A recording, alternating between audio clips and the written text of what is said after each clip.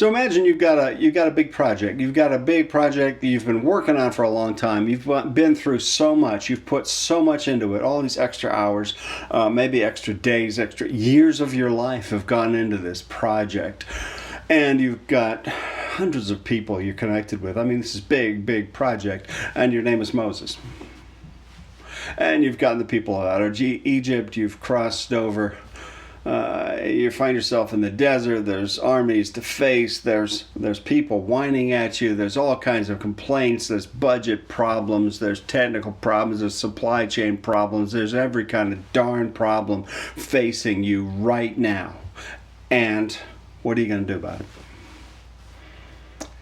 Yeah, you're at the takeout.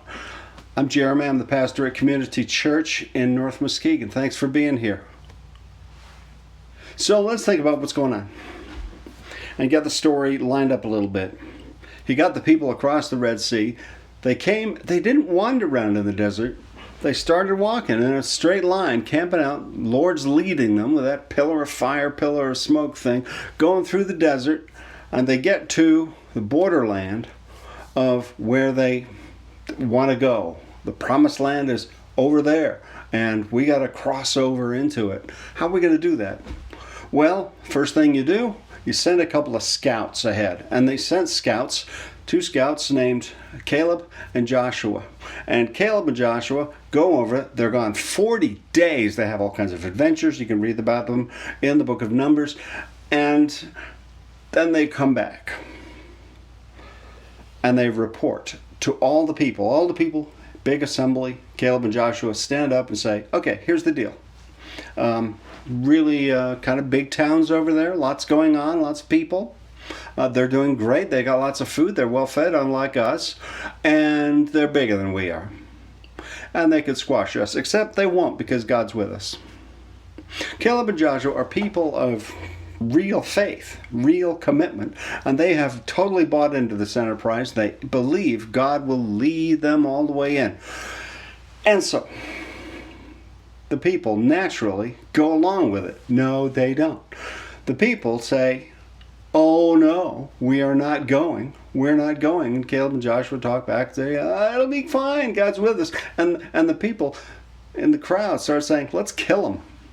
Now, maybe you have felt like that when you've reported in on a project and you've got all your facts together and you've got your little notebooks and you've got all your pieces of paper and you got your PowerPoint slideshow and you've got it all organized and you show everybody and they, like to kill you. It's tough. It's a tough moment. And at the same moment, Caleb and Joshua's boss is Moses. Moses and his brother Aaron, then they just freak out. They lie on the ground and go, oh, heck with y'all.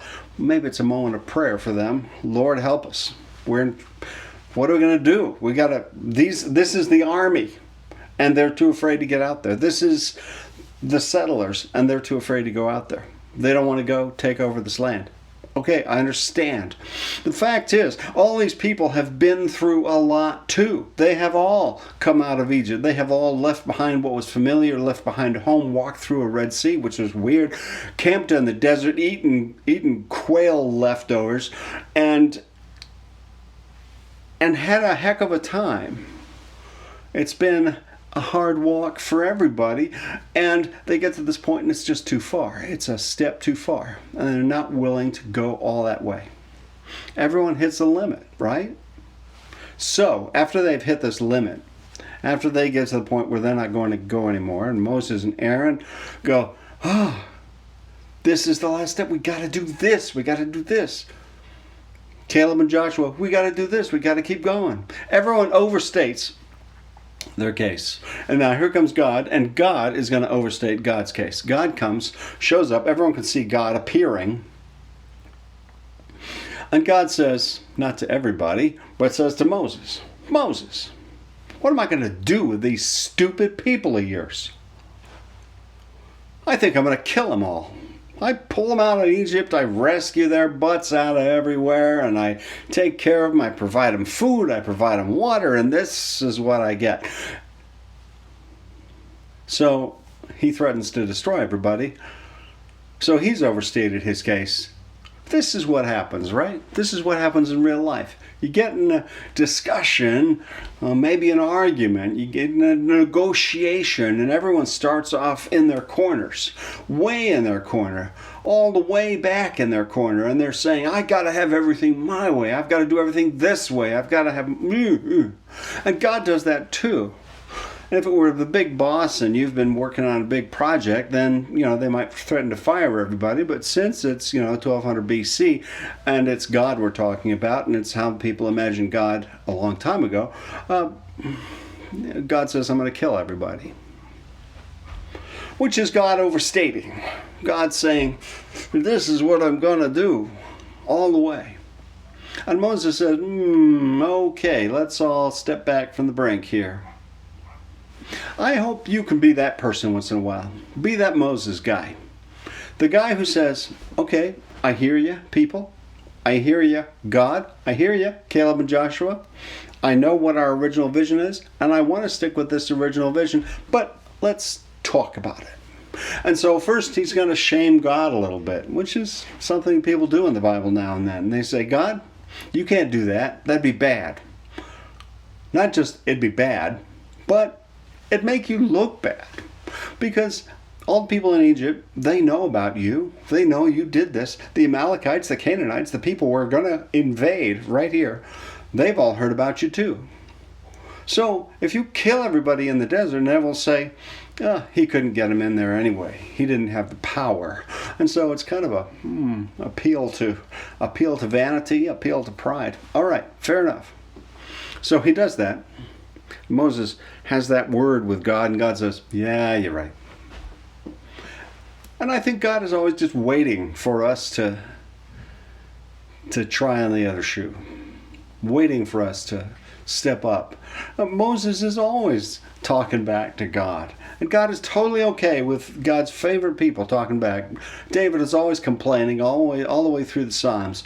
Always, my enemies are against me, everyone's against me, but I turn to you.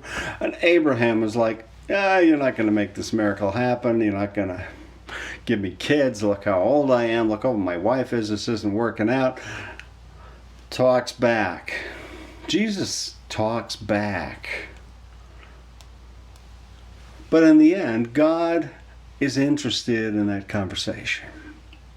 God shows up at the table saying, this is what I could do. This is what I could do. I am God after all. I could do this. Don't you understand?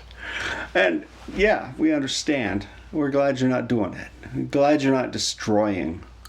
Glad you are more interested in mercy than in destruction.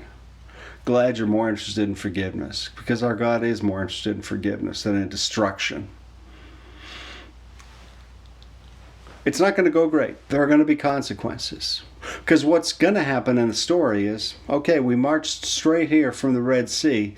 That was a camping trip, not to be forgotten. And yet now, the Lord is going to turn us around and send us back into the desert for 40 years. Back into the desert for 40 years. And that's the punishment for this moment. This is why they end up spending this long time in the desert. I want you to understand I'm talking within the context of a very ancient story, and it's an ancient traditional story that's been told and told and told and told. So it doesn't, I'm not trying to tell you that all these things happened exactly like this, or that they didn't, if that's important to you. But what I'm trying to tell you is that way back ago, they recognized certain things. There are consequences to our actions. We turn against what God has in mind. We turn against our plan. We turn against our hope, and we chicken out, and we reach the limit. It's understandable. It happens to everybody, but it has consequences.